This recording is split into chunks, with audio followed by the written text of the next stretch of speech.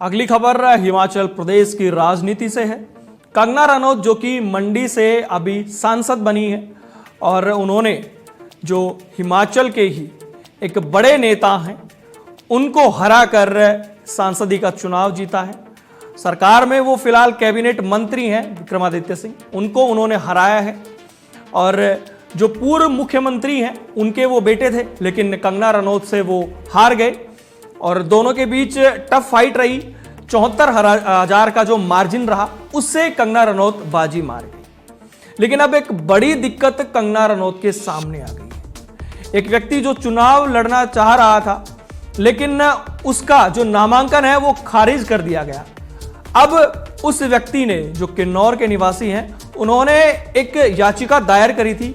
उसी याचिका पर अब हिमाचल प्रदेश हाई कोर्ट ने एक नोटिस जारी किया है कंगना रनौत को और अब कहीं ना कहीं कंगना रनौत की मुश्किलें बढ़ सकती हैं। उस व्यक्ति ने कहा कि मुझे एनओसी मिल गई थी, मेरे सारे जो डॉक्यूमेंट्स हैं वो पूरे हो गए थे, लेकिन मेरा नामांकन खारिज कर दिया गया।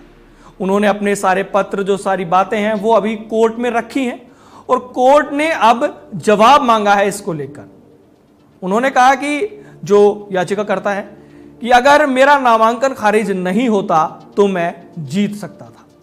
सबसे बड़ी बात यह है कि वो सरकार में जो अधिकारी होते हैं वो एक विभाग में अधिकारी थे और वहां से उन्होंने इस चुनाव को लड़ने के लिए सेनानिवृत्ति ली, स्वैच्छिक सेनानिवृत्ति, और उसके बाद में जब वो चुनाव नहीं लड़ पाए तो उनके हाथ से नौकरी भी गई और जो चुनाव भी उनके हाथ से गया।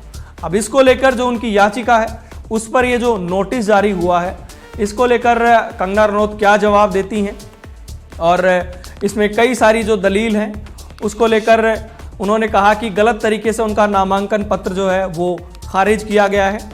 और अब लगातार जो याचिकाकर्ता है राम नेगी, उन्होंने वन विभाग के अंदर नौकरी वो कर रहे थे, वहाँ से रिटायरमेंट लिया था और अब विभाग से उन्होंने कहा कि नो ड्यूज भी प्रस्तुत किया था।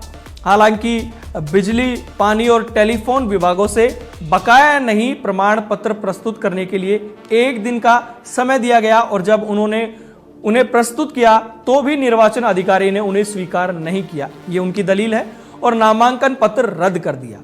उन्होंने आगे दलील दी कि अगर उनके कागजात स्वीकार किए गए होते तो वो चुनाव जीत सकते थे और कहा कि कंगना के निर्वाचन को रद्द किया जाना चाहिए।